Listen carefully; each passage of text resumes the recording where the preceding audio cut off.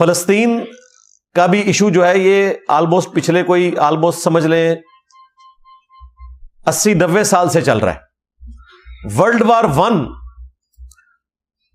1914 سے 1918 تک لڑی گئی.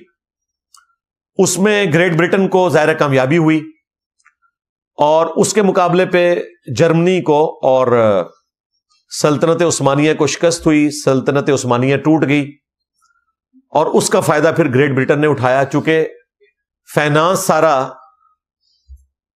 جو تھی وہ یہودیوں کی طرف سے تھی. گریٹ برٹن کو سپورٹ تھی, جو ان کی راس چائلڈ ایک خاندان ہے.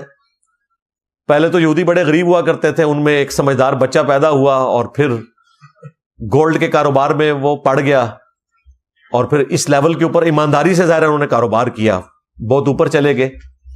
تو اس وقت اس فیملی کے ہیڈ کو خط لکھا تھا بالفورڈ, جو اس وقت کا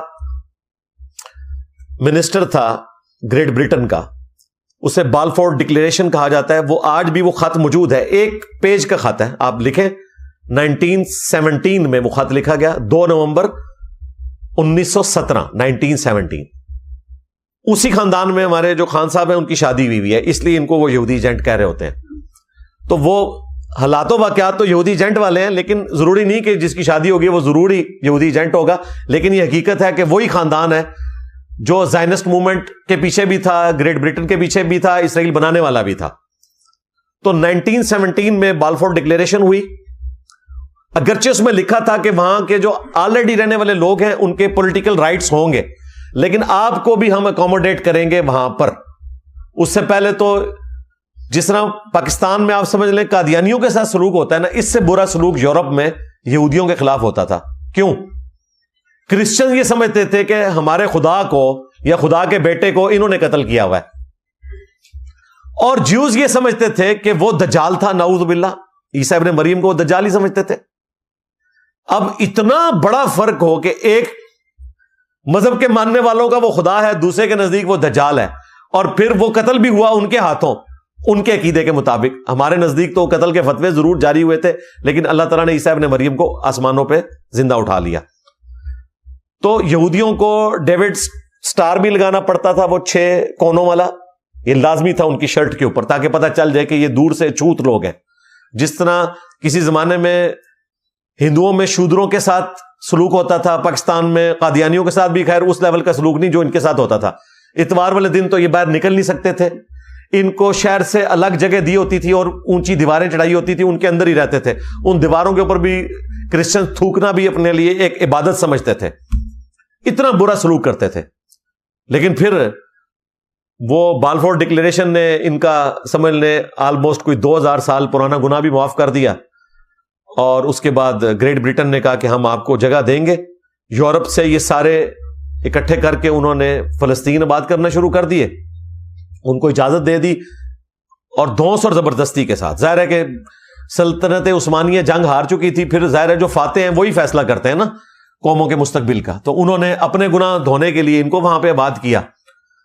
اس دوران پھر جب ورلڈ وار 2 ہوئی 1939 سے لے کر 1945 تک, اس میں تو ہٹلر نے بہت قتل عام کیا, 60 لاکھ کے قریب یہودی, چلے محتاط اندازہ اگر کہیں تو 6 لاکھ بھی کوئی چھوٹا فگر نہیں ہے. 100 فیکٹریوں میں انہیں قتل کیا گیا, بے گناہ ظلم کیا. اور اس کی ویڈیوز بھی رکھی ہوئی ہیں, اگر آپ دیکھیں یوٹیوب پہ تو دل پسیج جاتا ہے. ظاہر ہے انسانیت کے ساتھ کوئی بھی ظلم کرے وہ غلط ہے. ہمیں یہودیوں کے عقیدوں سے, ان کی حرکتوں سے اختلاف ہو سکتا ہے, لیکن عام یہودیوں کا تو کوئی لینا دینا نہیں تھا. ان کو اس طریقے سے برے طریقے سے قتل کیا گیا 100 فیکٹریز کے اندر. ان کی عورتوں کو شیو آف ان کے بال کیے گئے, پھر اس سے نازیوں نے اپنے قالین بنائے, ٹھیک ہے. اور پھر اتنی لاشوں کو ڈسپوز کرنے کے لیے باقاعدہ فیکٹریاں بنائی گئی. ایک طرف سے وہ گیس چیمبر میں ان کو داخل کرتے تھے, دوسری طرف سے پھر وہ ایک لیسدار مادہ نکلتا تھا, اس کو پھر ایک کھاد کے طور پہ استعمال کرتے تھے. آج بھی وہ چیمبرز جو ہے نا, وہ باقاعدہ وہ والی فیکٹریاں ایک عجائب خانہ کے طور پہ انہوں نے رکھی ہیں لوگوں کو دکھانے کے لیے کہ یہ کچھ بھی انسانیت کرتی رہی ہے. اب اتنا جب ان پہ ظلم ہوا تو ورلڈ وار 2 کے بعد پھر یورپ نے ہٹلر کے گناہوں کو دھونے کے لیے یہ ڈیسیژن کیا کہ چلو اب ہم ان کو الگ سے ایک ملک جو الاٹ کیا تھا اس کے پیچھے کھڑے ہوتے ہیں اور علیحدہ سے ایک ریاست کو ڈکلیئر کرتے ہیں. اس وقت اسرائیل بنا 1948 میں. اسرائیل تو قرآن کا لفظ ہے, بنی اسرائیل, اسرائیل کی اولاد. اسرائیل کس کا لقب ہے؟ سیدنا یعقوب بن اسحاق بن ابراہیم علیہ السلام, جو حضرت یوسف علیہ السلام کے والد تھے, یعقوب, ان کا لقب ہے اسرائیل. تو اسرائیل لفظ سے ہمیں کوئی چڑ نہیں ہے, اسرائیل ملک جو حرکتیں کر رہا ہے اس سے ہمیں چڑ ہے. ویسے کل وہ میں سن رہا تھا کہ اسرائیل مرد آباد, اسرائیل مرد آباد, تو میں نے کہا یار یہ بات اگر ہم کرتے تو مولوی ہمارے پہ فتویٰ لگا دیتے یہ اسرائیل تو حضرت یعقوب علیہ السلام کا نام ہے, تو انجینئر صاحب نے توہین مذہب کر دی ہے. توہین مذہب لگ سکتی ہے نا, قرآن میں کئی دفعہ اسرائیل لفظ آیا ہے.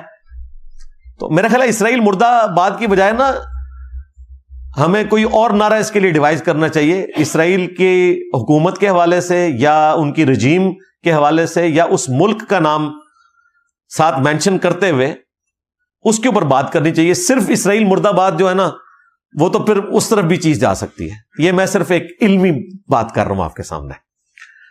خیر, اسرائیل کو انہوں نے پناہ دی 1948 میں, اور اس وقت UNO میں میجورٹی لوگ تو سارے ان کے خلاف تھے. 2 اسٹیٹ سولوشن آیا, اگرچہ وہ انصاف پہ مبنی نہیں تھا, اس میں تھا کہ 55% حصہ اسرائیل کو ملے گا, 45% فلسطینیوں کو. پھر بھی بہت بڑی کامیابی تھی. یہ کہاں ہوتا ہے کہ کوئی ملک دوسرے ملک کے اوپر قبضہ کر لے اور پھر اس کے بعد کہے کہ ٹھیک ہے اس کے بھی 2 ملک بناؤ, ایک مسلمان رکھ لیں ایک یہودی, کیونکہ پہلے تو یہ نہیں ہوتا تھا. یہ بھی بہت بڑی کامیابی تھی اگر ہو جاتا, لیکن مسلمان اس وقت یہ کہتے تھے کہ یہ ہے ہی ناجائز, ان کو نکالیں. اس وقت ہم پھر اس سے بھی جاتے رہے. 1967 میں 6 دن کی جنگ ہوئی. ایک اکیلے اسرائیل نے یورپ اور امریکہ کی مدد سے سارے عرب ملکوں کو شکست دی. پھر تو بدماشی ان کی عروج پہ پہنچ گئی. کرتے کرتے اب تو ہم 2 اسٹیٹ سولوشن سے بھی جاتے رہے.